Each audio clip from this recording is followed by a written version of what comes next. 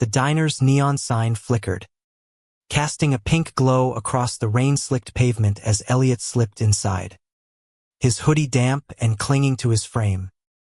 He was 19, but tonight he looked younger, his green eyes wide with a fear he couldn't name.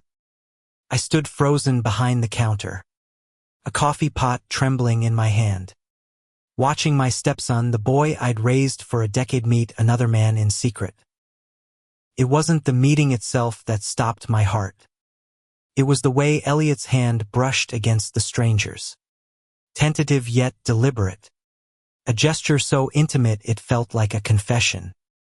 The man, maybe 25, with sharp cheekbones and a quiet smile, leaned closer, whispering something that made Elliot blush and look away. My chest tightened, not with anger, but with a sudden, aching realization. Elliot was hiding a part of himself, and I'd been too blind to see it. I'm James, 42, a mechanic in this sleepy Oregon town where everyone knows your business before you do. I married Elliot's mom, Claire, when he was 9, a scrawny kid with a chipped front tooth and a habit of sneaking into my garage to tinker with tools. He'd always been quiet, a little too serious for his age, but I thought it was just the weight of losing his dad young. Claire and I built a life together, a good one, with Sunday barbecues and late-night talks about his future. But lately, Elliot had pulled away, his answers clipped, his eyes dodging mine.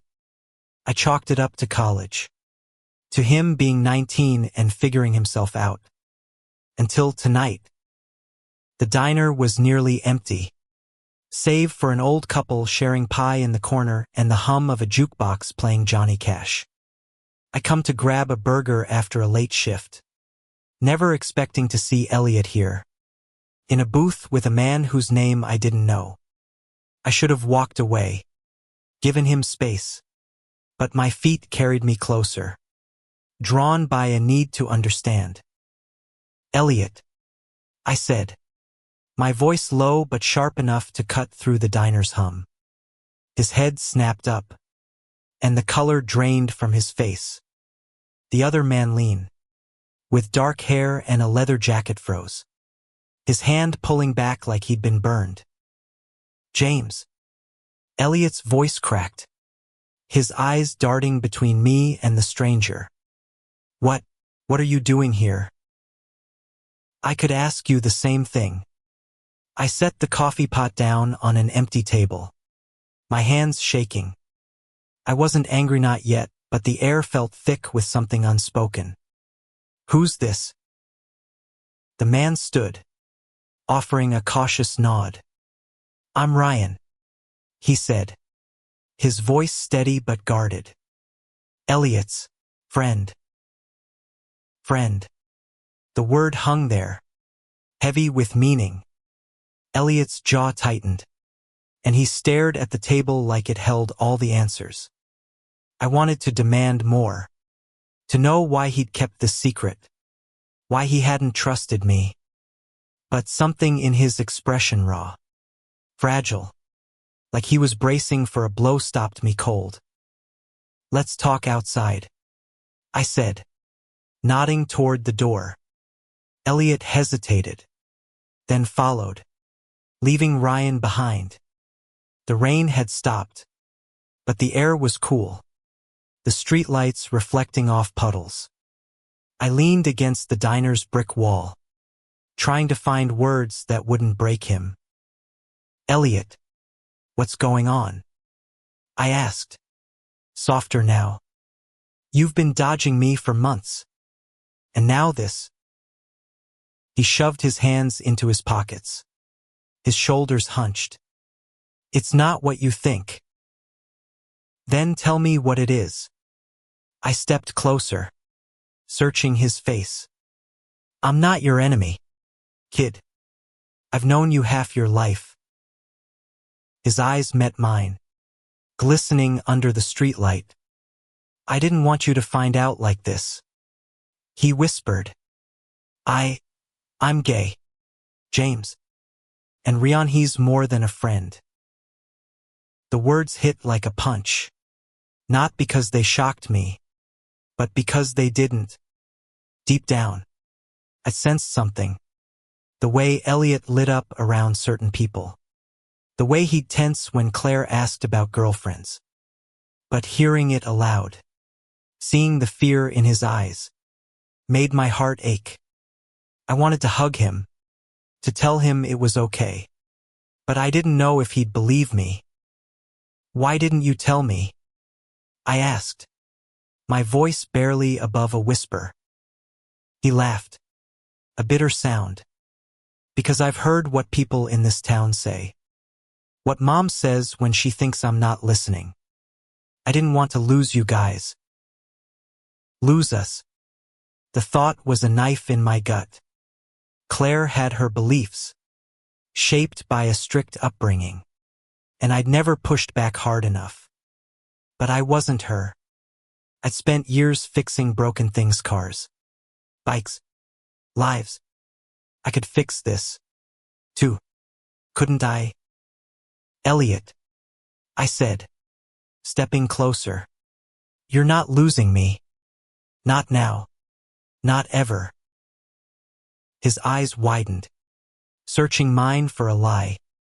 When he found none, his shoulders sagged, and a tear slipped down his cheek. I reached out, hesitant, and pulled him into a hug. He stiffened at first, then leaned into it, his breath shaky against my shoulder. I don't know how to do this, he mumbled. I don't know how to tell Mom. We'll figure it out, I said, though I had no idea how. Claire's faith was a wall I'd never breached, and the thought of her reaction made my stomach churn. But standing there, holding Elliot, I knew one thing. I'd chosen a path I couldn't turn back from. I'd fight for him, no matter what came next.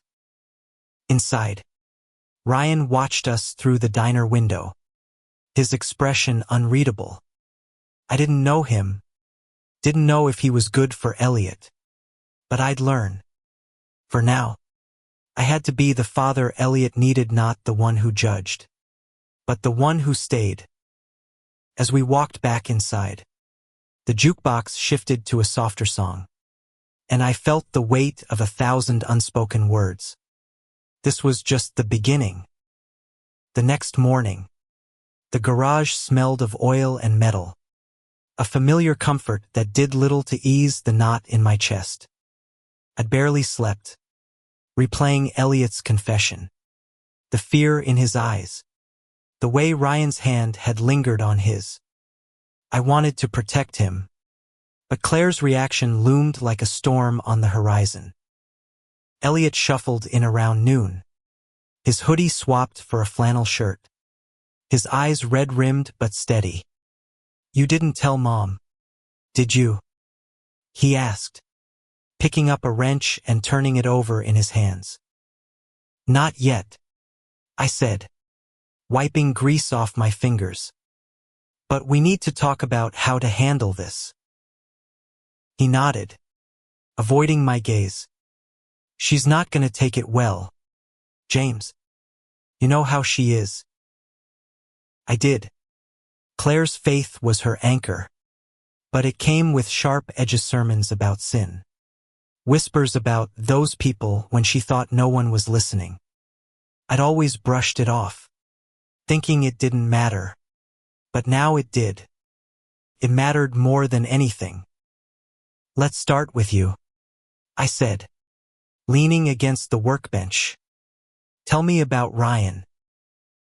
Elliot's face softened, a small smile breaking through. He's kind, smart. He's studying biology at the community college. Wants to be a park ranger. We met at the library a few months ago. Months? I raised an eyebrow. You've been keeping this quiet for a while. He shrugged, his smile fading. I didn't know how to tell anyone. Ryan's out, But his family's not like ours. They're okay with it. The word ours stung. Our family, Claire, Elliot, and Mua's supposed to be a safe place. But I could see now how it wasn't. Not for him. I wanted to fix that, but I didn't know where to start. That evening, Claire was in the kitchen, humming as she chopped carrots for dinner. Her blonde hair was pulled back, her face relaxed, unaware of the bomb about to drop. I watched her, trying to find the right words, but every opening felt wrong. Elliot's been quiet lately, she said, glancing up. You noticed that? Yeah, I said, my throat tight. He's got a lot on his mind. She frowned, sensing something. Is he in trouble? No, I said too quickly. Just figuring out who he is. Her eyes narrowed, but she let it go, turning back to her carrots. I knew I couldn't tell her yet, not without Elliot's okay. But the secret felt like a weight I wasn't strong enough to carry alone. The next day, I found Ryan's number in Elliot's phone. Didn't judge me. I was desperate and texted him to meet me at the diner. He showed up, leather jacket and all, looking wary but not hostile. I'm not here to grill you, I said, sliding into the booth across from him. I just need to know who you are to Elliot. Ryan leaned back, his dark eyes studying me. I care about him, he said simply.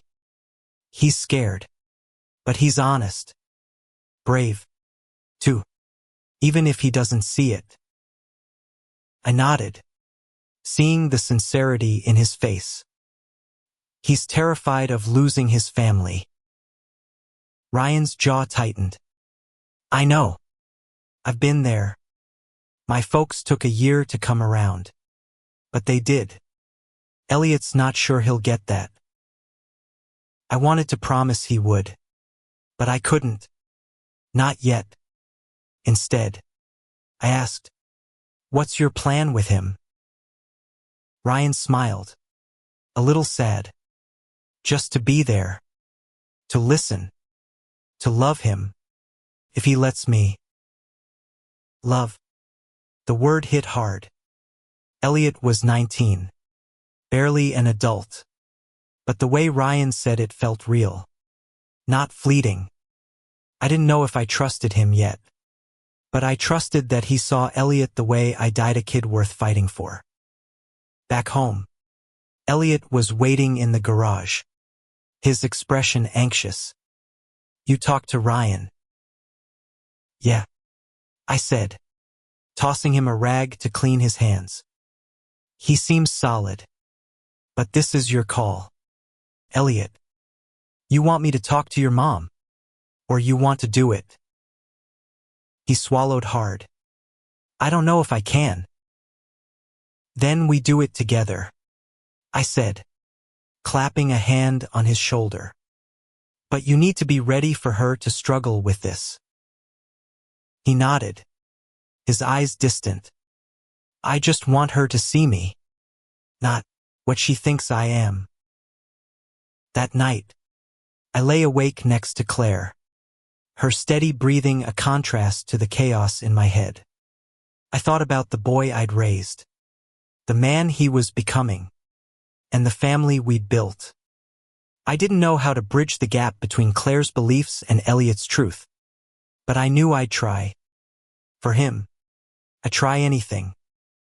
The air in the house felt heavier each day, like the walls were holding their breath. Elliot and I had agreed to tell Claire, but every time I tried to bring it up, the words stuck in my throat. I saw the fear in Elliot's eyes, the way he lingered in doorways, waiting for the moment to feel right. It never did.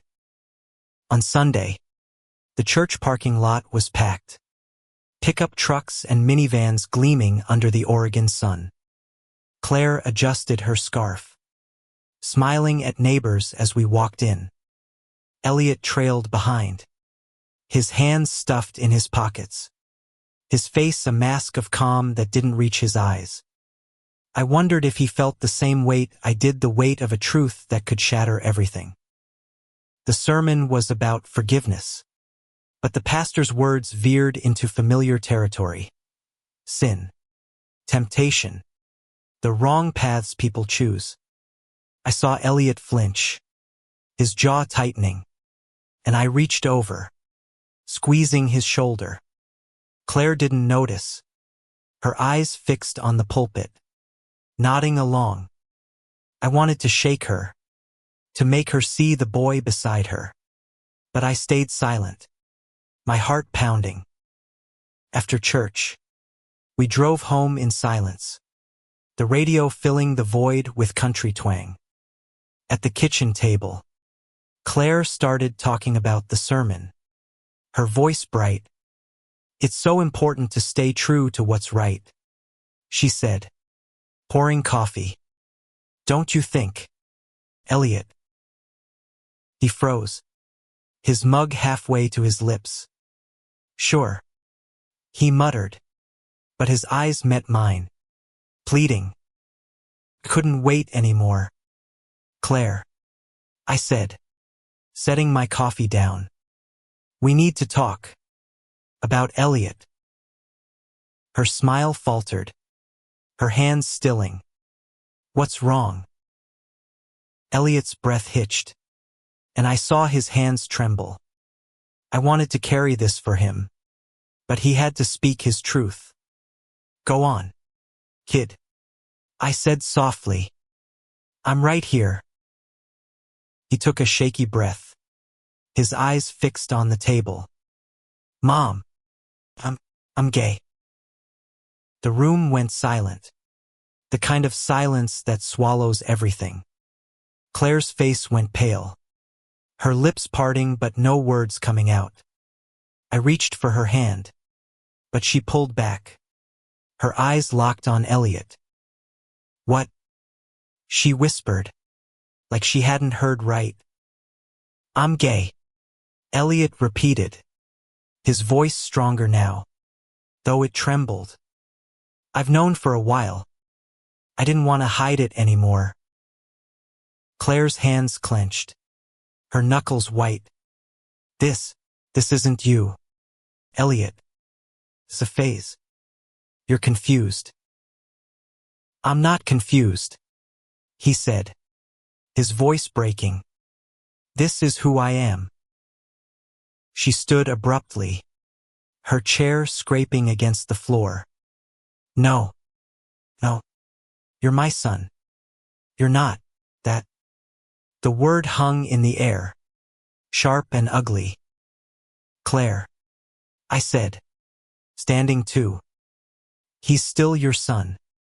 Nothing's changed. Her eyes snapped to me, wide with betrayal. You knew, and you didn't tell me. I found out a few days ago, I said, keeping my voice steady. I wanted him to tell you himself. She turned back to Elliot, tears welling in her eyes. This is wrong, Elliot. You know what the Bible says. You know what we believe. Elliot's face crumpled, but he didn't back down. I don't believe that, Mom. I can't change who I am to make you happy.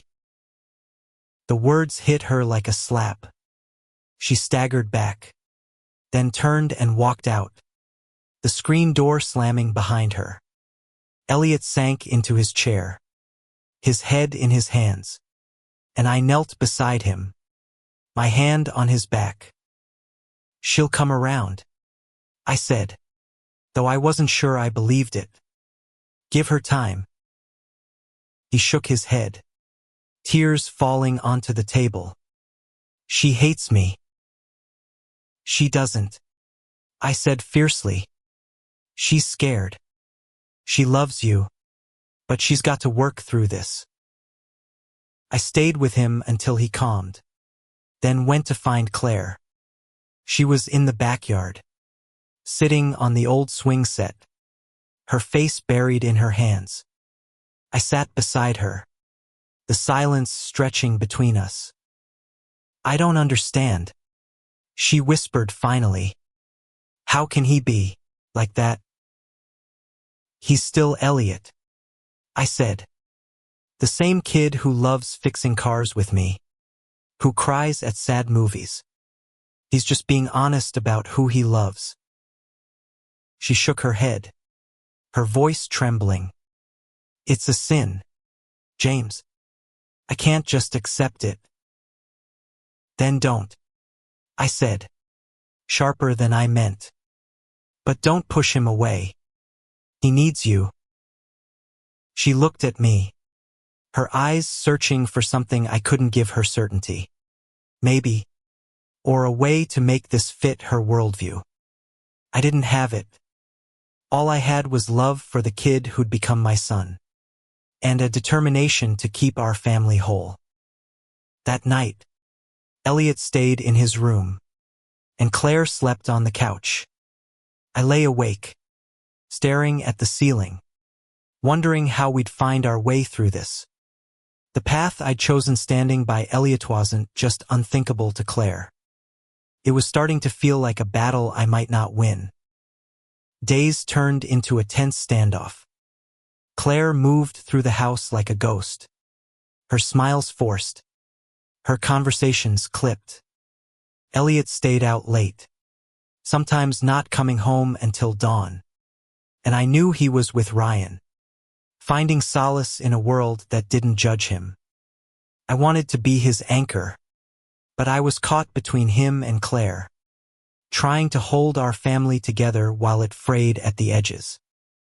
One evening, I found Elliot in the garage, tinkering with an old carburetor. His hands moved with purpose, but his eyes were distant. I leaned against the workbench, watching him work. "You okay?" I asked, knowing the answer. He shrugged, not looking up. "Mom hasn't spoken to me in 3 days. Not really." "She's processing," I said, hating how weak it sounded. "She loves you, Elliot." "Does she?" His voice was sharp, his hands stilling. "Because it feels like she loves who she wants me to be, not who I am." I didn't have a good answer. Instead, I handed him a socket wrench. "Help me with this alternator. Let's focus on something we can fix." We worked in silence for a while, the clink of tools a familiar rhythm. Then he spoke, his voice low. "Ryan's been talking about moving to Portland. There's a bigger community there. People like us. He thinks I should go with him." My heart sank. Portland was only a few hours away, but it felt like another world. "Is that what you want?" He hesitated, wiping his hands on a rag. "I don't know. I love it here, the garage. Even Mom, when she's not like this. But I can't keep hiding." "You shouldn't have to," I said, my throat tight. "But running might not fix things. Not with your mom." He looked at me, his green eyes searching. "What if she never comes around?" "Then we keep trying," I said, though the words felt heavy. "But you don't have to do it alone." That night, I confronted Claire in the kitchen. She was scrubbing dishes with a ferocity that made the plates clatter.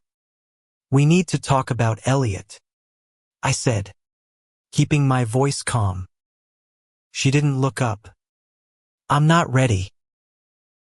"He's your son," I said, sharper now. "He's hurting, Claire. You're hurting him." She froze, her hands trembling in the soapy water. "I'm trying," James, I pray every night for guidance. But I don't know how to reconcile this with what I believe. Then maybe it's not about reconciling, I said. Maybe it's about choosing love over rules. Her eyes met mine, filled with pain. You think it's that simple?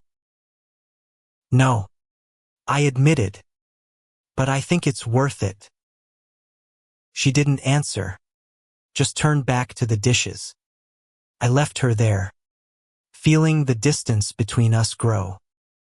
The next day, I drove to the community college to find Ryan. He was outside the science building, a backpack slung over one shoulder, his expression wary as I approached.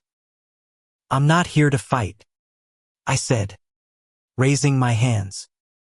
I just need to know you're serious about Elliot. Ryan's eyes softened. I am. He's everything to me. But he's scared. And I don't want to push him into something he's not ready for. I nodded, seeing the truth in his words. He's thinking about Portland. If he goes, will you take care of him? Ryan's jaw tightened, but he nodded. I'd do anything for him. I believed him, but the thought of Elliot leaving, of losing the kid who'd become my son in every way that mattered, made my chest ache. I had to find a way to keep him here, to make this home safe again. When I got back, Elliot was waiting in the driveway, his face pale. Mom's gone, he said, his voice shaking. She left a note, said she needs time to think. I found the note on the kitchen counter, Claire's neat handwriting blurring in my vision. I'm staying with my sister for a while. I love you both, but I need space. My heart sank. I pushed her too hard. Or maybe not hard enough. Either way, she was gone, and Elliot was left with the weight of her absence. I'm sorry, I said, pulling him into a hug. This isn't your fault. He clung to me, his voice muffled. Then why does it feel like it is? I didn't have an answer.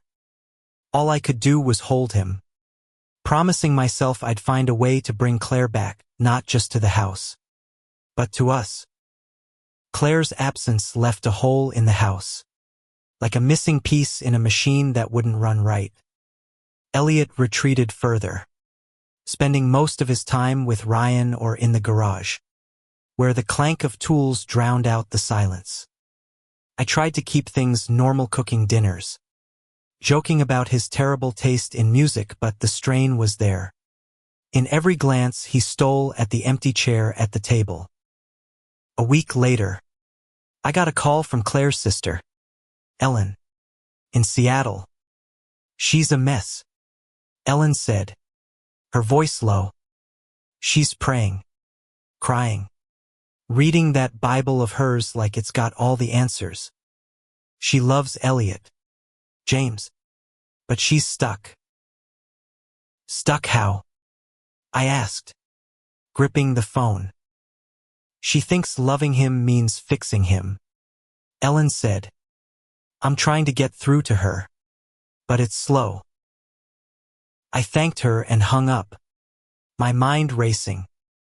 I couldn't wait for Claire to find her way back. Elliot needed her now, not in weeks or months. I decided to drive to Seattle, to confront her myself. But first, I needed to make sure Elliot was okay. I found him at the diner with Ryan, the two of them sharing a milkshake like a couple of kids. It made me smile, despite everything. Mind if I join you? I asked, sliding into the booth. Ryan nodded, but Elliot looked wary. What's up? He asked. I'm going to see your mom, I said. She's with your Aunt Ellen. I think I can get through to her. Elliot's eyes widened. You don't have to do that, James. This is my mess. It's our mess, I corrected.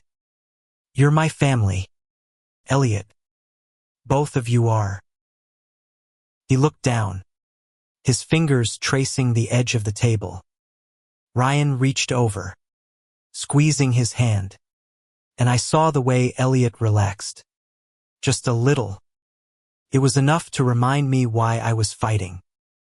The drive to Seattle was long, the highway stretching through misty forests and past quiet towns. When I got to Ellen's house, Claire was in the backyard, wrapped in a blanket, staring at the stars. She looked small, fragile, not the fierce woman I'd married. James, she said, startled. What are you doing here?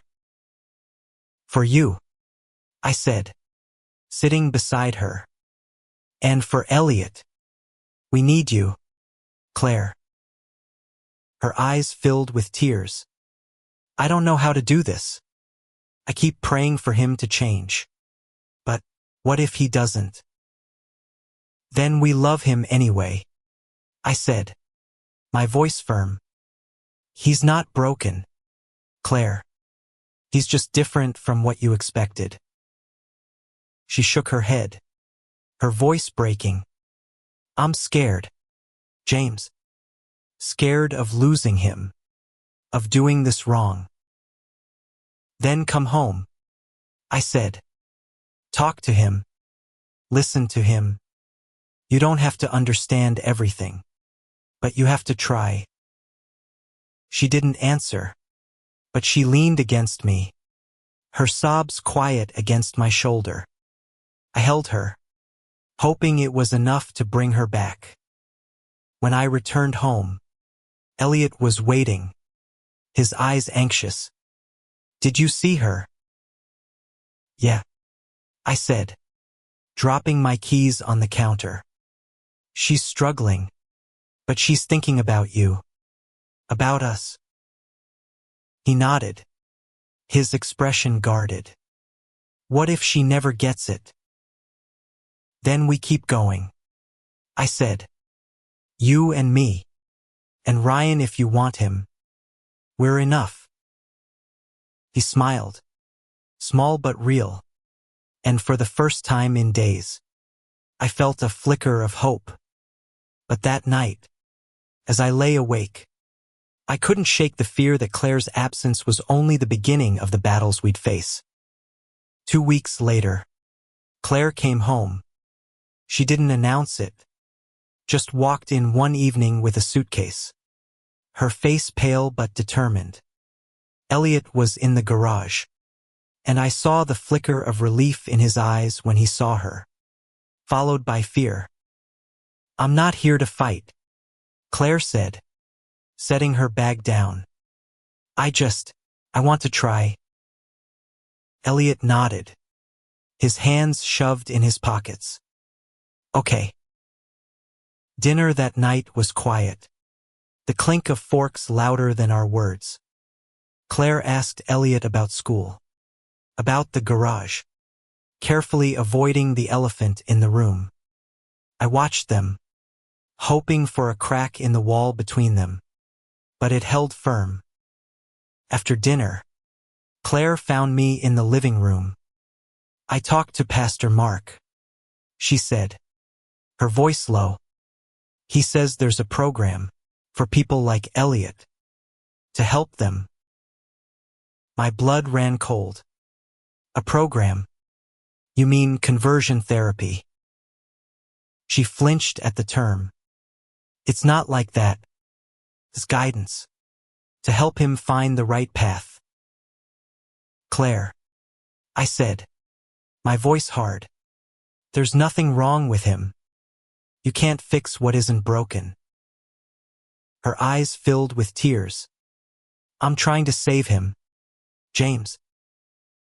You're pushing him away, I said.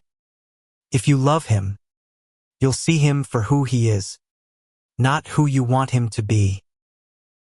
She didn't answer, just walked away, and I knew we weren't done fighting. The next day, I found Elliot in the garage, his face pale. "She wants me to go to some church camp," he said, his voice shaking. "She thinks it'll change me." "She's scared," I said, trying to keep my anger in check. "But I'm not letting that happen. You hear me?" He nodded, but the fear in his eyes didn't fade. I knew I had to act, to show him he wasn't alone. I called Ryan, asking him to come over, and together we sat Elliot down in the living room. "We're your family," I told him. "Me, Ryan, anyone else you choose. You don't have to do this alone." Ryan took his hand, his voice steady. "I've been through this, Elliot. My parents sent me to a program when I was 16. It didn't change, might just made me hate myself. You don't need fixing." Elliot's eyes filled with tears, but he nodded. "I just want her to love me." "She does," I said, though the words felt hollow. "But she's got to figure that out her way." That night, I confronted Claire again, my voice low but firm. "No programs, Claire. No camps. If you push this, you'll lose him for good." She stared at me, her face crumpling. "I don't know how to do this, James. I'm trying." "Then try harder," I said, hating the harshness in my voice. "He's your son." She nodded, tears falling, and I prayed, even that she'd find a way to see him. For Elliot's sake. For all of us. I needed her to try. The weeks that followed were a delicate dance. Claire tried small gestures, like asking Elliot about his day, offering to make his favorite pancakes, but the tension lingered. Elliot was cautious, guarding his heart, and I couldn't blame him. I kept Ryan close, inviting him to dinner, hoping Claire would see the love between them, not just the label. One night, Ryan stayed late, and we all ended up in the garage, working on an old motorcycle I'd been restoring. Claire watched from the doorway, her expression unreadable. Elliot laughed at something Ryan said, their hands brushing as they passed a wrench, and I saw Claire's eyes soften, just for a moment. "You're good with him," she said to Ryan later, her voice quiet. "He's happier with you." Ryan nodded, cautious. "He's amazing, Mrs. Carter. He just needs to know you're okay with who he is." She didn't answer, but I saw the wheels turning. It wasn't acceptance. Not yet. But it was a start. The turning point came unexpectedly. Elliot's college was hosting a pride event, and he asked Ryan to go with him. He didn't invite Claire or me, but I saw the flyer on his desk. Bright colors and bold letters.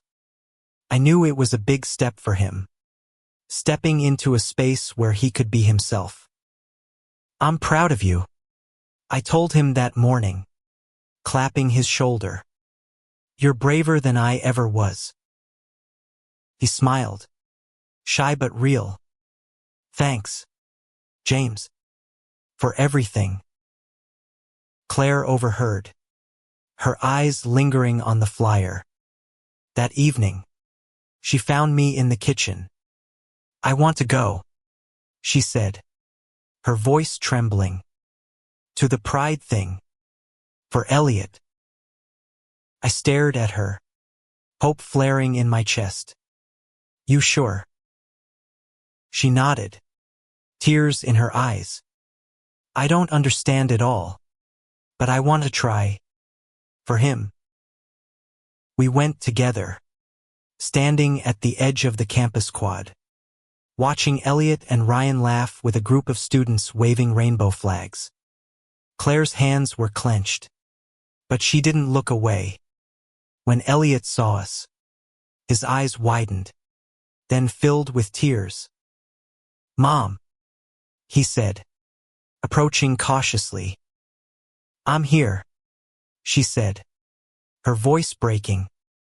I'm trying, Elliot." He hugged her, and she clung to him, sobbing. It wasn't perfect, but it was a steep, a giant, messy, beautiful step. That night, we talked as a family, really talked, for the first time in months. Claire admitted her fears, her struggle with her faith. Elliot shared his pain, his hope. I listened, my heart full, knowing we weren't fixed, but we were moving forward. Months later, the house felt alive again. Elliot brought Ryan over more often, their laughter filling the kitchen as they helped Claire cook. She still struggled sometimes, her faith a tangled knot, but she listened, asked questions, and tried to understand. I watched them, my heart swelling with a pride I couldn't put into words. One evening, we all sat on the porch, the summer air warm and thick with the scent of honeysuckle. Elliot leaned against Ryan, his head on his shoulder, and Claire smiled a real smile, not forced. I reached for her hand, and she squeezed back, her eyes bright with tears. "I'm sorry," she said to Elliot, her voice soft, "for making you feel like you weren't enough." He looked at her, his green eyes steady. "You're here now. That's what matters."